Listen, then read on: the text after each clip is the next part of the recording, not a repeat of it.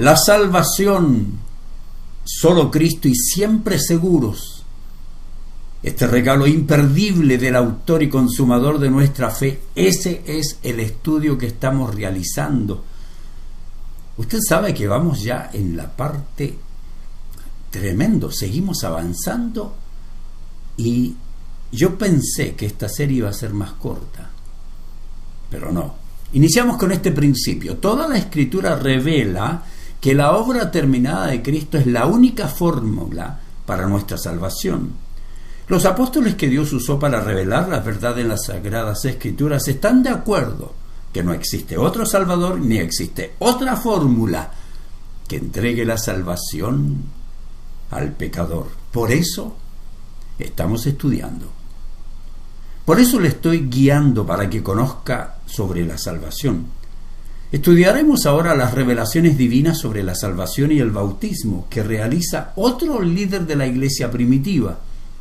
Recuerde que ellos tenían la responsabilidad de poner el fundamento, los fundamentos de la iglesia naciente. Fuera de los 12, muchos cristianos también fueron testigos de la revelación cristiana y de sus grandes eventos redentores, pero solo los apóstoles fueron llamados por Dios y constituidos como instrumentos oficialmente designados y sobrenaturalmente equipados con dones y talentos para transmitir dicha revelación. No existen hoy apóstoles con esa tarea. Cristo llamó a sus discípulos, escogió 12 de ellos, a los cuales también llamó apóstoles. El papel de los apóstoles dentro de la historia de la salvación es único. No se puede repetir. Ningún apóstol ni profeta puede revelar nada porque la palabra de Dios lo reveló todo. Ellos fueron seleccionados para ser recipientes de la revelación y para ser los únicos portadores autorizados de la verdad revelada. Por eso las palabras de Pedro son tan importantes. Porque cuando alguien le dice tengo una revelación fuera de las Escrituras, nunca acepte nada, porque para eso están las Escrituras. Por eso son tan esenciales estas revelaciones apostólicas con respecto a la salvación y los sacramentos y las ordenanzas para su iglesia.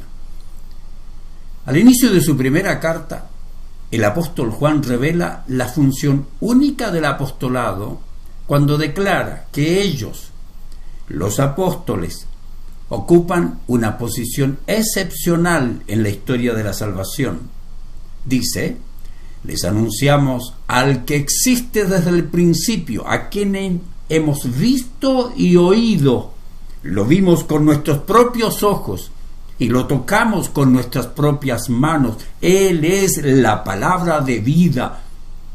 Él, quien es la vida misma, nos fue revelada y nosotros lo vimos. Y ahora lo testificamos, anunciamos a ustedes que Él es la vida eterna. Estaba con el Padre y luego nos fue revelado. Les anunciamos lo que nosotros mismos hemos visto y oído. Pues mira, de Juan 1, 1 al 3. Ese es un apóstol. No hay más de esos. ¿Qué ojos fueron los que vieron? ¿Qué manos las que palparon? Todo el mundo no, sino exclusivamente los ojos y las manos de los apóstoles, y por ello todo lo que ellos revelan sobre la salvación, que es solo por la fe, solo por Cristo, solo por la gracia, solo revelada en las Escrituras, y solo para que vivamos para la gloria de Dios, tiene que ser aceptado. Esto que acabo de decir debería aprenderlo todos los que son parte de esta congregación, porque es fundamento. Hablemos de Pedro, la salvación y el bautismo. Pedro nos enseña que toda la alabanza debemos dársela a Dios, pues Él nos da una salvación que no podemos ganar, ni mantener, ni perder. El bautismo no nos otorga el perdón, es una señal de que Cristo nos ha perdonado y lavado de nuestros pecados. Pedro inicia su segunda carta con esta importante declaración que le incluye a él y que incluye también a todos nosotros, los que hemos sido regenerados por Dios, si es que usted ha sido regenerado. Él escribe: yo, Simón Pedro, esclavo y apóstol de Jesucristo, les escribo esta carta a ustedes que gozan de la misma preciosa fe que tenemos. Note, esta fe les fue concedida debido a la justicia e imparcialidad de Jesucristo, nuestro Dios y Salvador. Segunda de Pedro 1:1. Maravillosa verdad, ¿no es cierto? Esto me encanta, porque en el versículo 3 declara que toda la alabanza sea para Dios, el Padre de nuestro Señor Jesucristo, en Primera de Pedro 1 versículo 3. ¿Por qué dice esto? La razón de esta declaración es todo lo que va a explicar concerniente a la salvación por gracia que Dios nos entregó. Él es el autor de todo, solo Él merece la gloria. Y Pedro escribe, ¿por qué? Diciendo: es por su gran misericordia que hemos nacido de nuevo, porque Dios levantó a Jesucristo de los muertos. Tenemos nueva vida, porque nuestro Salvador, porque nuestro Señor vino. Tenemos nueva vida porque nuestro Señor no solo vino, sino que vivió entre nosotros, nos trajo la verdad, nos predicó la verdad y cumplió con todos los requisitos que el Padre exigía para que los pecadores tengan un Salvador que los pueda traer de regreso a la vida eterna que habían perdido. Pedro dice: Dios lo hizo todo. Y luego nos muestra lo que Dios hizo para nuestra salvación. Ponga atención. Pedro dice: es por su gran misericordia, es decir, hemos sido objeto de la misericordia de Dios. Es por su gran misericordia. Tenemos un nuevo nacimiento, y Pedro escribe: es por su misericordia que hemos nacido de nuevo, porque Dios levantó a Jesucristo de los muertos. Esa es nuestra realidad. Dios levantó a Cristo de los muertos, nos entregó la salvación por su misericordia. Además, dice Pedro, tenemos una esperanza viva que nos entrega seguridad que no muere. Note cómo lo dice Pedro: ahora vivimos con gran expectación. Esta no es la idea de que tal vez lo lograremos. Esta es una esperanza viva, es una esperanza segura, es una promesa que hace quien nunca falla. Y luego Pedro agrega que estamos seguros de vivir con nuestro Salvador, pues tenemos una herencia garantizada en los cielos. Pedro escribe: ahora vivimos con la gran expectación y tenemos una herencia que no tiene precio. Aunque queramos, no podemos comprarla, no podemos pagarla, porque es una herencia que está reservada en el cielo para ustedes, dice. Tiene garantía divina, Él la reservó, Él nunca miente. ¿Eso es todo lo que dice Pedro? No, Él agrega: es pura y sin mancha, que no puede cambiar ni deteriorarse. Es nuestra herencia, nada puede afectar nuestra herencia. Con toda seguridad la recibiremos, porque no se daña, no se descompone, no cambia en absolutamente nada. Pero algo más agrega el apóstol. Escuche estas palabras: por la fe que tienen, Dios los protege con su poder hasta que reciban esta salvación, la cual está lista para ser revelada en el día final, a fin de que todos la vean. Es decir, cuando se complete todo y tengamos ya cuerpo nuevo y seamos salvados integralmente. Dios fue quien lo hizo todo, Él lo hizo todo, no hay nada que podamos agregar, porque Él nos hizo nacer de nuevo. Él nos ha dado un nuevo nacimiento y ahora somos personas nuevas por la gracia, por la transformación divina. Decir cristiano nacido de nuevo me parece una redundancia, porque no puede existir cristiano que no haya nacido de nuevo. Si no ha tenido el nuevo nacimiento, es religioso, es evangélico, pero no cristiano. Cómo me encantan las palabras del apóstol. Una vez que Cristo nos trae a su familia, somos nueva creación. con una nueva esperanza, con una nueva vida, con una nueva confianza, con un nuevo gozo y con un nuevo destino. Dios nos engendró. Nosotros no causamos nuestro nacimiento físico y tampoco nuestro nacimiento espiritual. Pedro dice que la prueba de que realmente somos hijos de Dios es que tenemos la evidencia de que hemos nacido de nuevo. ¿Cómo prueba usted que está vivo? No necesita nada, solo mostrarse usted, está vivo. Si yo le pregunto, ¿cómo sabe usted que nació? Usted podría decirme, bueno, mis padres y mis hermanos mayores son testigos que yo nací. Pero toda su familia podría estar mintiendo. Ellos podrían estar diciendo que usted nació en su familia, pero que no pertenece a ella. Puede decirme, yo tengo fotos. Y yo le diría que pueden haber sido adulteradas con Photoshop. Entonces tal vez usted me diría, le presento el certificado de nacimiento. Y yo puedo decir que tal vez pagó a alguien y tiene documentos falsificados. Usted puede darme todas las evidencias externas. Pero lo único que no puede ser desmentido es que usted prueba que nació, porque tiene vida. Piense en su nuevo nacimiento. Es lo mismo. El nuevo nacimiento prueba que nació de nuevo porque nació en una familia cristiana, porque creció en la iglesia, porque levantó su mano en una campaña evangelística, o porque asistió a clases de congregación, o porque fue bautizado. Por supuesto que no. La verdad es que bíblicamente esas señales externas son inútiles, porque hay falsos cristianos que practican todo aquello. La única evidencia que nació espiritualmente es si realmente tiene vida espiritual nueva. Como estudiamos, evidencias del nuevo nacimiento.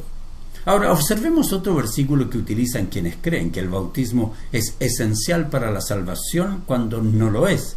Dicen, el agua del diluvio simboliza el bautismo que ahora los salva a ustedes, no por quitarles la suciedad del cuerpo, sino porque responden a Dios en una conciencia limpia y es eficaz por la resurrección de Jesucristo. Primera de Pedro 3, versículo 21. Analicemos un poco esto, porque todo parece indicar que dijera eso. Eso es probablemente el texto más claro para aquellos que quieren decir que el bautismo es salvífico, que dicen que el bautismo en realidad salva. Dice que el bautismo te salva y luego inmediatamente, como si supiera el apóstol que lo que escribió podría ser tomado en forma herética porque comprometería la justificación por la fe, inmediatamente agrega, no como quitar la suciedad del cuerpo, sino como una apelación, una súplica a Dios para una buena conciencia por la resurrección de Jesucristo. En otras palabras, es el llamado de la fe que Dios puso en el corazón, no del agua.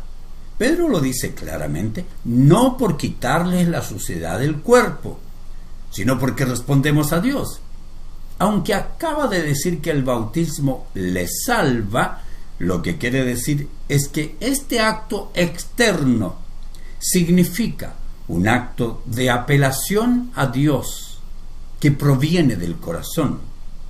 Es esa fe la que nos salva, no el bautismo que confirma que hemos sido salvados. El agua del bautismo no es lo que nos salva, dice Pedro. El sacrificio de Cristo hace lo que recibimos por la fe. Hemos estudiado numerosos versículos sobre la justificación por la fe. No hemos encontrado ninguno sobre la justificación por la fe y el bautismo. Hemos estudiado mucho sobre la salvación. En ninguna parte dice por la fe y el bautismo.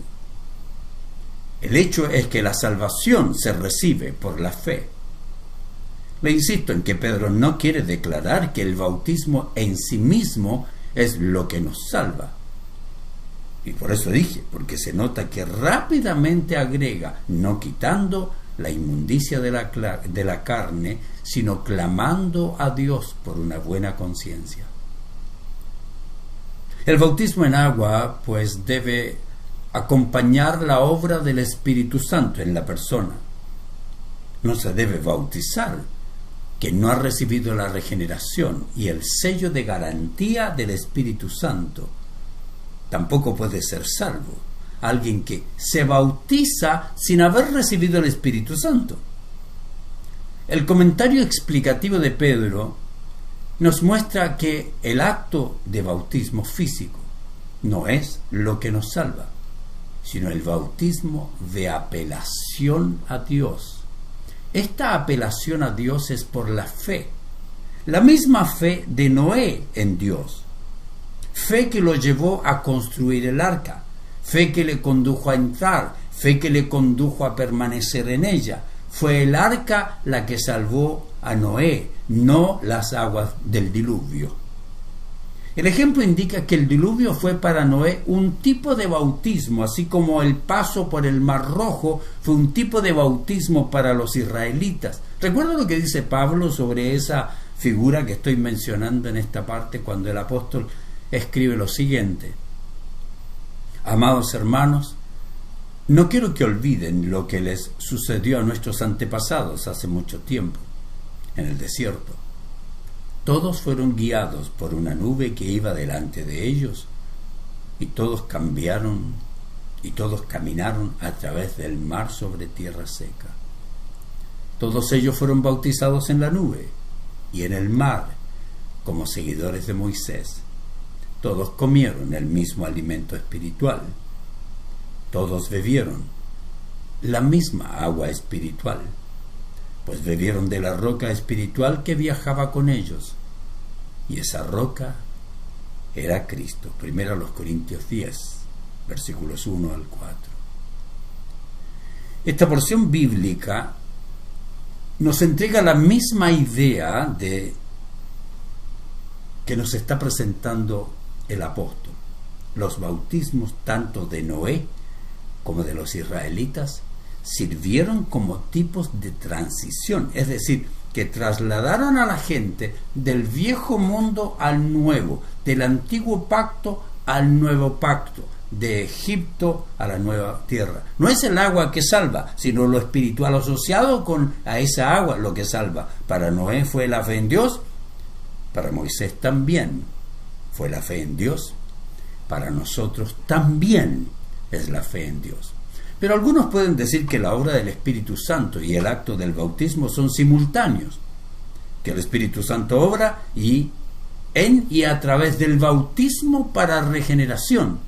Pero esto no puede ser el caso, ya que la Biblia nos dice que la salvación es por la fe.